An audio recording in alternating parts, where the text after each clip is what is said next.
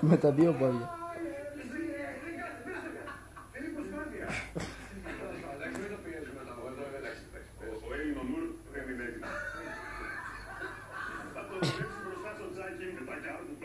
Γίνει μια μπάλα, μαλάκα.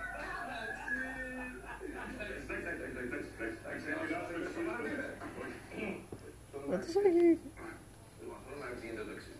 Ξέρετε πολύ καλά ότι έχουμε...